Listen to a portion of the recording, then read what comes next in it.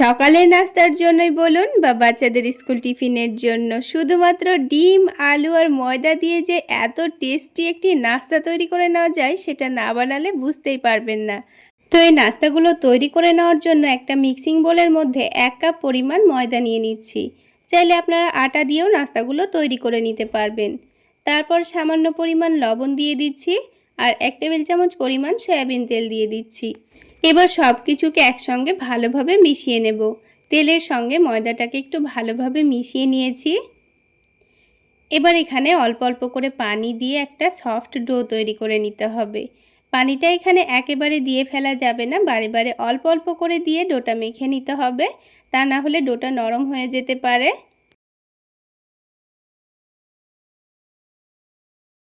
তো দেখুন ডোটাকে বারে বারে অল্প অল্প করে পানি দিয়ে একটা সফট ডো তৈরি করে নিয়েছি। এবার এটাকে 5 মিনিটের মতো রেস্টে রেখে দেব। এবার যেহেতু নাস্তাগুলোর মধ্যে আমি আলুর পুর দেব, তাই এখানে ছোট সাইজের দুটো আলু আগে থেকে ভালোভাবে সেদ্ধ করে নিয়েছি। আলু দুটোকে একটা কাঁটা চামচ দিয়ে ভালোভাবে ম্যাশ করে নিচ্ছি। চাইলে আপনারা গ্রেটার দিয়ে গ্রেট করেও নিতে পারেন। তো আলুগুলোকে খুব ভালোভাবে ম্যাশ করে নিতে হবে যেন আলুর মধ্যে একটুও দলাভাব না থাকে। তো আলু ভালোভাবে ম্যাশ করা হয়ে গেছে। এবার এখানে অল্প করে একটু পেঁয়াজ কুচি দিয়ে দিচ্ছি, অল্প করে একটু কাঁচামরিচ কুচি দিয়ে দিচ্ছি, আর স্বাদমতো লবণ দিয়ে দেব, আর সামান্য পরিমাণ দিয়ে দিচ্ছি চাট মশলা। তো চাট মশলা দিলে আলুর পুরটা খেতে ভীষণ ভালো লাগবে। এবার সব কিছুকে একসঙ্গে ভালোভাবে মিশিয়ে নিচ্ছি। তো আমি এখানে কাঁটা চামচ দিয়ে ভালোভাবে মিশিয়ে নিচ্ছি। তো দেখুন আলুটা কিন্তু খুব ভালোভাবে আমাদের মিশিয়ে নেওয়া হয়ে গেছে। এবার এটাকে আমি এখন এক সাইডে রেখে দেব। তারপর আলাদা একটা বাটির মধ্যে একটা ডিম ভেঙে নেব।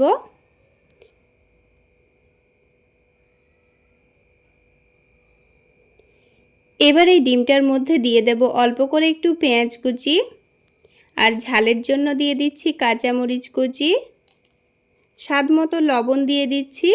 এবার সব কিছুকে একসঙ্গে ভালোভাবে ফেটিয়ে নিতে হবে।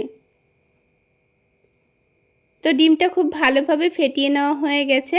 এবার এই ডিমটাকে ভেজে নেব। তো তার জন্য প্যানের মধ্যে এখানে 1 টেবিল চামচ পরিমাণ সয়াবিন তেল দিয়ে দিয়েছি।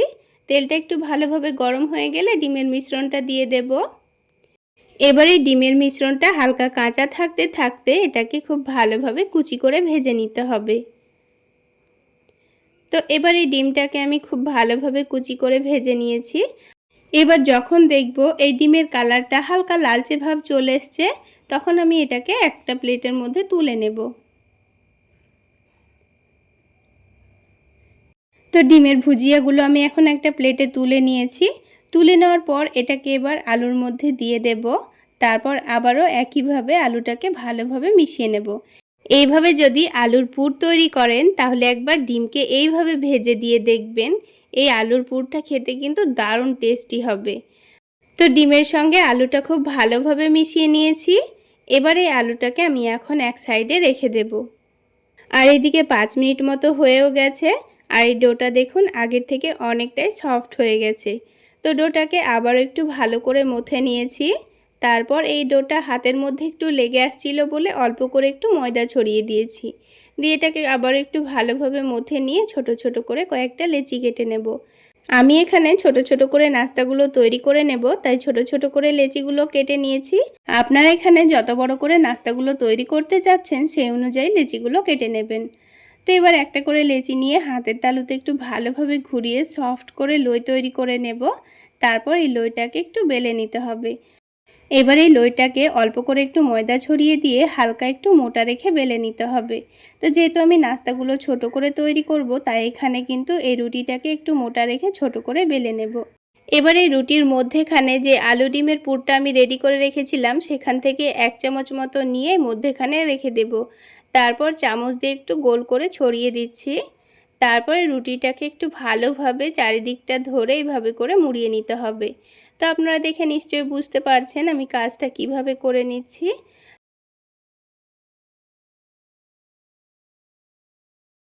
তো এখানে আপনারা আপনাদের সুবিধা অনুযায়ী এইভাবে করে মুড়িয়ে নেবেন। তারপর এই ওপরের অংশটা কেটে বাদ দিয়ে দিতে হবে। তাহলে নাস্তার ওপরের জায়গাটা কিন্তু খুব একটা মোটা হবে না, ভাজার সময় খেতে ভালো লাগবে। আর ওপরের জায়গাটা কেটে বাদ দিয়ে দিলে কিন্তু ভেতরের আলুর পুরটাও বাইরে বেরিয়ে আসবে না। দেখুন একটা নাস্তা কিন্তু আমাদের তৈরি করা হয়ে গেল। তো ঠিক একইভাবে কিন্তু আমি বাকি নাস্তাগুলোও তৈরি করে নেব। তো দেখুন বন্ধুরা, ঠিক একইভাবে আমি সবগুলো নাস্তা তৈরি করে নিয়েছি। এবার নাস্তাগুলোকে ভেজে নেব।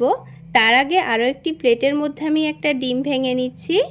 এবারে ডিমের মধ্যে সামান্য পরিমাণ লবণ দিয়ে দেব, আর সামান্য পরিমাণ মরিচের গুঁড়ো দিয়ে দিচ্ছি, আর সামান্য পরিমাণ চাট মশলা দিয়ে দিচ্ছি। এবার এগুলোকে একসঙ্গে ভালোভাবে মিশিয়ে নিতে হবে। তো এটাকে আমি একটা কাঁটা চামচ দিয়ে খুব ভালোভাবে মিশিয়ে নিচ্ছি। এবার এই ডিমটা দিয়েই কিন্তু আমি নাস্তাগুলো ভেজে নেব। আর ডিমটা দিয়ে নাস্তাগুলো ভেজে নিলে কিন্তু নাস্তার টেস্টটা অনেক গুণ বেড়ে যাবে। তবে আপনারা যদি ডিম দিয়ে নাস্তাগুলো না ভাজতে চান তাহলে এমনিতেও ভেজে নিতে পারেন। তো দেখুন ডিমটা খুব ভালোভাবে ফেটিয়ে নেওয়া হয়ে গেছে। এবার এখানে প্যানের মধ্যে আমি পরিমাণ মতো তেল দিয়ে দিচ্ছি। নাস্তাগুলো ভাজতে কিন্তু খুব একটা তেলের প্রয়োজন হয় না, তাই আমি এখানে অল্প করে তেল দিয়ে দিয়েছি। এবার তেলটা হালকা গরম হয়ে গেলে একটা করে নাস্তা নিয়ে এই তো ডিমের ব্যাটারে একটু ভালোভাবে ডুবিয়ে নিতে হবে। এবারে নাস্তাটাকে তুলে নিয়ে হালকা গরম তেলের মধ্যে ছেড়ে দিতে হবে। এখানে নাস্তাগুলো তেলে দেওয়ার সময় যেন তেলটা অতিরিক্ত গরম না হয়। তেলটা এখানে হালকা গরম হতে হবে, তা না হলে ওপরের ডিমটা পুড়ে যেতে পারে। নাস্তাগুলো কিন্তু ভেতর থেকে খুব ভালো ভাজা হবে না। তাই নাস্তাগুলো হালকা গরম তেলের মধ্যে দিয়ে একটু সময় নিয়ে ভেজে নিতে হবে।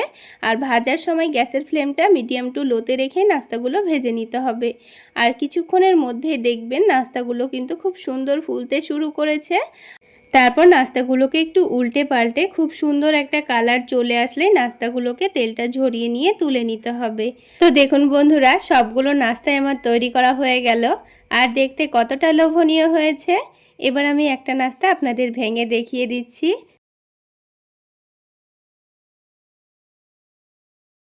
আজকের ব্রেকফাস্ট রেসিপির মধ্যে আলু পরোটা এবং ডিম পরোটা দুটোরই স্বাদ পাবেন একসঙ্গে। এতটা সহজভাবে তৈরি করে দেখাবো যে একবার বানিয়ে খেলে আবার বানাতে ইচ্ছে করবে। চলুন তাহলে পরোটাগুলো কিভাবে বানিয়ে নিচ্ছি ঝটপট দেখে নিই।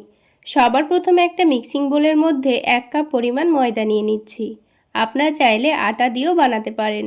ময়দার মধ্যে সামান্য পরিমাণ লবণ দিয়ে দিচ্ছি, তার সাথে সামান্য পরিমাণ চিনি দিয়ে দিচ্ছি, আর অল্প করে একটু কালো জিরা দিয়ে দিচ্ছি, সাথে সামান্য পরিমাণ আজওয়াইন দিয়ে দিচ্ছি। তবে হাতের কাছে আজওয়াইন কালো জিরা না থাকলে না দিলেও চলবে। এবার সব কিছু একটু ভালোভাবে মিশিয়ে নিচ্ছি। শুকনো উপকরণগুলো মিশিয়ে নেওয়া হয়ে গেলে অল্প অল্প করে পানি দিয়ে একটা ডো মেখে নেব। তো পানিটা একেবারে দিয়ে ফেলা যাবে না, তা না হলে ময়দাটা নরম হয়ে যেতে পারে। তাই বারে বারে অল্প অল্প করে পানি দিয়ে ডোটা মেখে নেওয়াই ভালো। তো কিছুক্ষণ সময় নিয়ে ডোটা আমি একেবারে সফট করে মেখে নিয়েছি। এবার এই ডোটা থেকে কয়েকটা লেচি কেটে নেব। তো আপনারা পরোটার সাইজগুলো যত বড় করে রাখতে চাচ্ছেন তত বড় করে লেচিগুলো কেটে নেবেন। তো আমি এখানে 1 কাপ ময়দাতে 4টে মতো পরোটা তৈরি করে নেব। লেচিগুলো কেটে এক সাইডে রেখে দিয়েছি। এবার এই দিকে দুটো সেদ্ধ আলু নিয়েছি। আলু দুটোকে একটা গ্রেটারের সাহায্যে ভালোভাবে গ্রেট করে নেব। আপনারা চাইলে ম্যাশ করেও নিতে পারেন। তো আলু দুটো ভালোভাবে গ্রেট করে নিয়েছি। এবার এটাকে রান্না করে নেব। সেই জন্য কড়াইয়ের মধ্যে 1 টেবিল চামচ পরিমাণ সরিষার তেল দিয়ে দিয়েছি। তেলটা গরম হয়ে গেলে অল্প একটু পেঁয়াজ কুচি দিয়ে দিয়েছি। পেঁয়াজটা হালকা নাড়াচাড়া করে ভেজে নেব। খুব বেশি লালচে করার দরকার নেই, একটু ভাজা হয়ে গেলে হয়ে যাবে। এবার এখানে সামান্য পরিমাণ আদা রসুন বাটা দিয়ে দিচ্ছি। তারপরে এটাকে একটু ভালো করে ভেজে নেব যতক্ষণ না পর্যন্ত আদা রসুনের কাঁচা গন্ধটা চলে যায়। আদা রসুন ভাজা হয়ে গেলে অল্প একটু গাজর কুচি দিয়ে দিয়েছি, অল্প করে একটু ক্যাপসিকাম কুচি দিয়েছি, আর তার সাথে ঝালের জন্য কাঁচামরিচ কুচি দিয়ে দিয়েছি। এবার এখানে কিছু গুঁড়ো মশলা দিয়ে দেব, যেমন স্বাদ মতো লবণ, হালকা একটু কালারের জন্য সামান্য পরিমাণ হলুদের গুঁড়ো, আর তারপরে দিয়ে দেব অল্প করে একটু ভাজা জিরা গুঁড়ো, আর অল্প করে একটু ধনে গুঁড়ো। এবার সব কিছু একসঙ্গে ভালোভাবে ভেজে নিতে হবে। 3 থেকে 4 মিনিট সময় নিয়ে গ্যাসের ফ্লেমটা মিডিয়াম টু লোতে রেখে সবজিটাকে ভেজে নিতে হবে, যেন সবজিগুলো একটু ভালোভাবে ভাজা ভাজা হয়ে যায়। সবজিগুলো যেন কাঁচা ভাব না থাকে। তো দেখুন 3-4 মিনিট সময় নিয়ে ভেজে নেওয়ার পর সবজিগুলো কিন্তু খুব সুন্দর ভাজা হয়ে গেছে। এবার এখানে গ্রেট করা আলু দিয়ে দেব। আলুটা দেওয়ার পর এখানে একটা স্পেশাল ভাজা মশলা দিয়ে দেব। তো এই ভাজা মশলাটা আমি আলুর দমের জন্য বানিয়েছিলাম। আপনারা চাইলে আলুর দমের রেসিপিতে দেখে নিতে পারেন। তো এই মশলাটাই আমি অল্প করে দিয়ে দিচ্ছি। তার সাথে অল্প একটু ধনেপাতা কুচিও দিয়ে দিয়েছি। এবার সব কিছু একসঙ্গে ভালোভাবে মিশিয়ে নেব। বন্ধুরা, এই মশলাটা দিলে কিন্তু এই আলুর পুরটা খেতে দুর্দান্ত লাগে।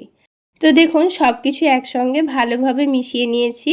এবার কিন্তু আমাদের আলুর পুর একেবারে রেডি। এবার এটাকে তুলে একটা বাটিতে রেখে দেব ঠান্ডা হওয়ার জন্য। তারপর আমি আপনাদের পরোটাগুলো তৈরি করে দেখিয়ে দিচ্ছি। পরোটাগুলো তৈরি করার আগে আমাদের আরও একটা কাজ রেডি করে নিতে হবে। তা আলাদা একটা বাটির মধ্যে দুটো ডিম ভেঙে নিচ্ছি। তার মধ্যে অল্প একটু পেঁয়াজ কুচি দিয়ে দেব।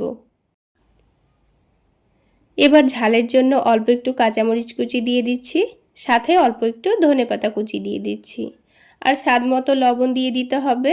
হালকা একটু কালারের জন্য হলুদের গুঁড়ো দিয়ে দিচ্ছি, আর ওই ভাজা মশলাটাই অল্প করে দিয়ে দেব। তাহলে ডিমের টেস্টটাও কিন্তু দুর্দান্ত আসবে। তবে আপনারা চাইলে এই মশলার জায়গায় চাট মশলাও ব্যবহার করতে পারেন। এবার সব কিছু একসঙ্গে ভালোভাবে মিশিয়ে নেব। তো দেখুন বন্ধুরা, সব কিছু একসঙ্গে ভালোভাবে মিশিয়ে নিয়েছি। এবার এই ডিমের মিশ্রণটা সাইডে রেখে দিচ্ছি। তো দেখুন বন্ধুরা, এখানে এই লেচিগুলো কেটে রেখেছিলাম। এই লেচিগুলোকে হাতের মধ্যে নিয়ে আবার একটু ভালোভাবে মথে নিতে হবে, দিয়ে একটা সফট লই তৈরি করে নিতে হবে। তো 4টে লেচি থেকেই কিন্তু খুব সুন্দর করে 4টে লই তৈরি করে রাখবো। তারপর একটা একটা করে পরোটাগুলো তৈরি করে নেব। এবার অল্প অল্প করে ময়দা ছড়িয়ে দিয়ে পাতলা করে আর বড় করে রুটি বেলে নেব। তো দেখুন আমি অনেকটা বড় এবং পাতলা করে রুটিটা বেলে নিয়েছি।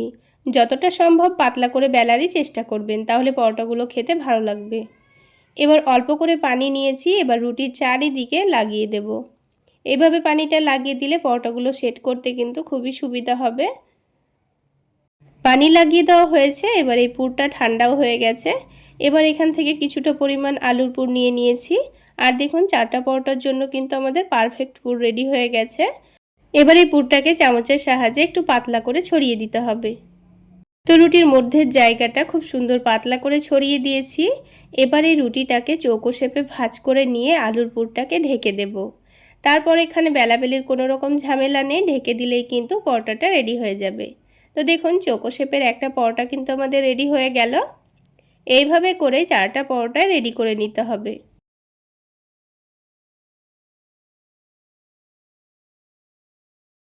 তো দেখুন 4টা পরোটাই কিন্তু আমি রেডি করে নিয়েছি। এবার আমাদের হালকা গরম প্যানের মধ্যে সবগুলো পরোটা সেকে তুলে নিতে হবে। তো প্রথমে হালকা গরম প্যানের মধ্যে পরোটাটা দিয়ে উল্টে পাল্টে একটু লালচে কালার চলে আসলেই তুলে নেব। তো একটা পরোটা সেকে নেওয়া হয়ে গেল। ঠিক একইভাবে আমি সবগুলো পরোটা সেকে তুলে নেব। তাহলে বন্ধুরা, আজকের এই পরোটা রেসিপি আপনাদের কেমন লাগলো অবশ্যই কমেন্ট সেকশানে জানাবেন।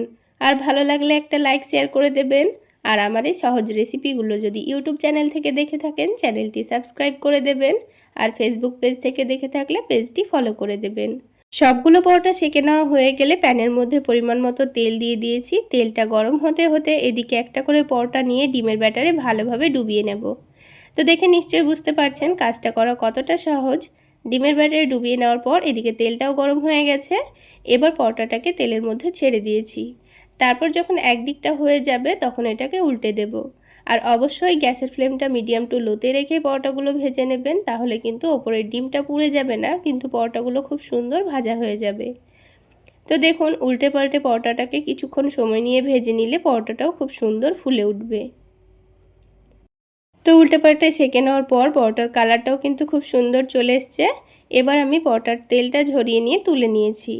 আর ঠিক একইভাবে আমি আপনাদের আরও একটা পরোটা ভেজে দেখিয়ে দিচ্ছি। দেখুন, তো আরও একটা পরোটা দেওয়ার পর একদিকটা হয়ে গেলে উল্টে দিয়েছি।